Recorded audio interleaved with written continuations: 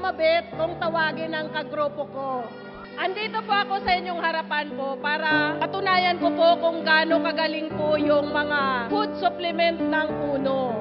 Noong 2010 po, yung breast ko po kumikirot-kirot. Pumunga po traditional business yung aking ikinabubuhay. So wala po kong time para sa sarili ko. And then, noong 2013, August, hindi ko na po kaya yung kirot na naramdaman ko sa breast ko. Nagpasya na po ako na magpasuri po sa doktor. Kasi may nakakapa na po akong malalaking bukol sa aking dibdib. Doon ko po natuklasan na ang aking pong breast ay may multiple cysts. Dumadami po yung mga bukol at kailangan agarin pagtanggal po yung lumalaki kasi nagmo-multiply po siya. Sabi ng OB ko, kailangan operahan na ako. So nung time na naghahagilap pa po ako ng para pang operasyon, yung anak ko po na-invite sa Uno.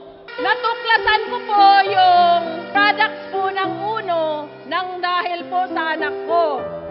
Upline ko po dito yung anak ko. Hating gabi po, ginising po ako. Ma, nakahanap na po ako ng pampagaling sa'yo. Sabi niya ganun. Basta, wag mong tipirin. Ang una niya pong ipinaano sa akin, yung anti-cancer na cappuccino, yan ang ikapi mo ha. Sabi niya ganun. Sabi niya, wala namang mawawala. Masubukan mo lang lahat hanggang sa makahanap tayo ng halaga para maoperahan ka. Siguro mga 1 month after, nung tinake ko po yung cappuccino, anti-cancer, and then Ultimacy, grape seed, and then crypto. Yan po yun, yung nakuha ng product ng anak ko. Nung after a month, bumalik po ako sa OB-GYN po. Yun na po yung schedule para operahan ako kinabukasan. And then, chinek po ako ulit. Sabi ng OB-GYN ko, Mrs., anong iniinom mo? Sabi ko, bakit po, Dok? Hindi, magsabi ka muna kasi parang may nagbabago. E di nung pagkano, sabi kong ganun, product lang po ng Uno. Kumbaga, sabi ko pa nga, organic naman po yun, Dok. Sabi ko organic. Kaya sabi ng anak ko, wag daw tipirin kasi wala namang overdose. And then nung pagkano, sabi niya ganun, alam mo, Mrs., yung malaking bukol na nakakapa na sa breast mo is nawawalan siya ng laman, umiimpis. Natuwa po ako. So, sabi niya, ituloy mo lang yan. Hindi ko muna kita i-schedule ng pag-opera. Mga siguro January, February, magpa-breast ultrasound ulit ikaw. And then ginawa ko nga po yun. Noong February 1 po, nagpa-breast ultrasound po ako. Ang findings po, thank you Lord, multiple cysts will define. Kumbaga, bless po talaga ako kasi kung saan nanggagaling yung mga bukol-bukol ko is nasugpo po yung kung saan nanggagaling. Kasi, kumbaga, parang pupunuin daw pala yung breast ko ng bukol. Yun. Kumbaga namatay po yung nag-clear po siya. And then yung mga malalaki, kumbaga umano na siya, umimpis na. So hindi na po ako na-opera. Thank you po, Lord. At sa mga BOD, bukod sa tumutulong na po kayo sa mga mahihirap, na para mabago yung buhay nila, nakakatulong pa po kayo sa mga taong walang kakayanan ng mga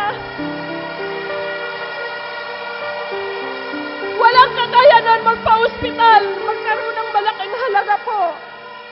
Thank you po talaga. Sa ngayon po, nagpapatunay po ako na the best po talaga ang Uno. Hindi pa man po ako kumikita ng ganun kalaki, pero blessed na po ako dahil po napagaling po yung karamdaman ko. And then, nasa stage pa po ako ng learning. Just a small town girl living in a lonely world. She took the midnight train going anywhere.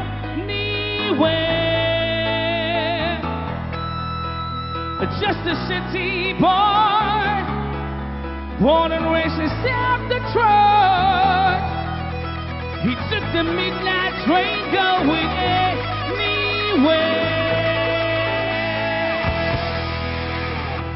Smoking room, the smell of wine and cheap perfume.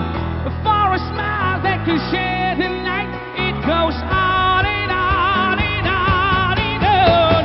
Strangers waiting up and down at Boulevard. Their shadows searching in the night. Street lights, people living this filled emotion, hiding somewhere in the night.